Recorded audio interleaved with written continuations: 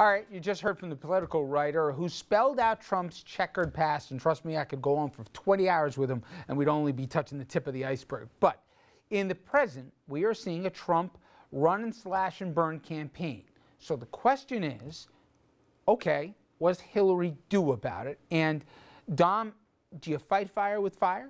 Do you outsource it to a third party to have them just do a blitzkrieg of just ad after ad after ad about all the different things in the Trump bio? Or do you try and keep your head above it and say, I'm not going to travel in the gutter with this guy? The turning the other cheek, that may last for a hot New York minute. Hillary Clinton may stay presidential on the campaign trail, but it's not going to be farmed out to surrogates. It's already going to surrogates. They must, because Richard, let's look at what's happened.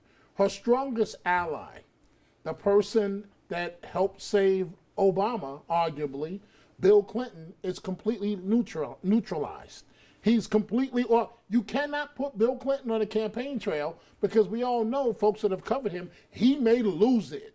And that's what Trump is setting up. And so, this guy, and he's just getting started.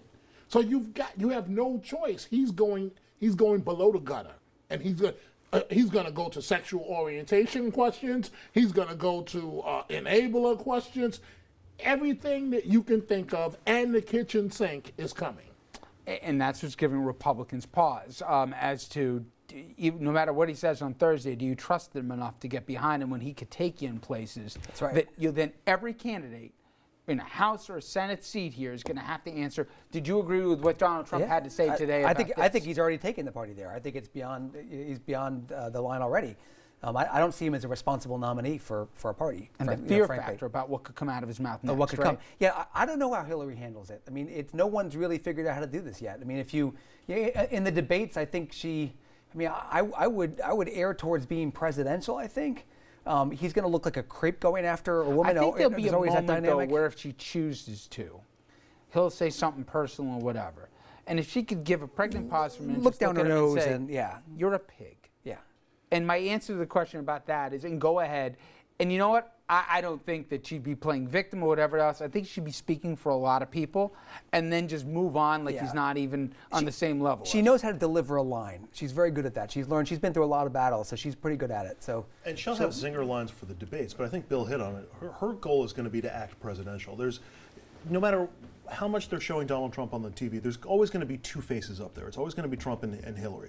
That's different from the primary, where the other candidates were fighting over each other to get additional oxygen and additional airtime next to Donald Trump.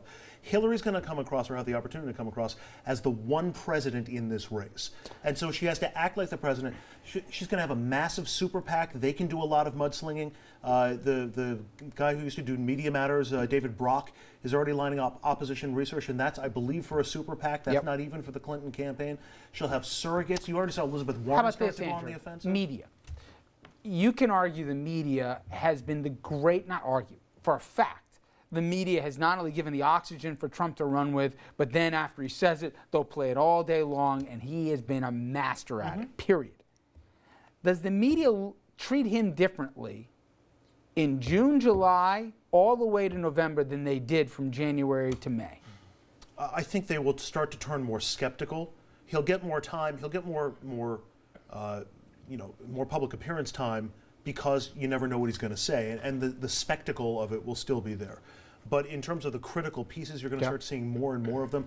And keep in mind, Hillary will be more available to major media and will get more major media time than the Republican opponents of Trump. Whether that's good or bad for her. Now, somebody says, okay, here's the dossier.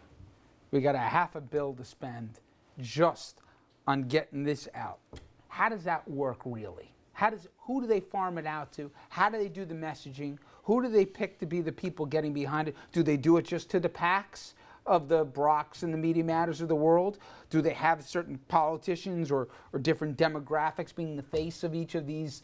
He tarred me. I worked in the construction site and he screwed me. I never got paid. He was a bad builder. Then it's, my God, look at what he's done to the family of the Trump brother here. He tried to keep his kids from getting the money, and they put a different face on that.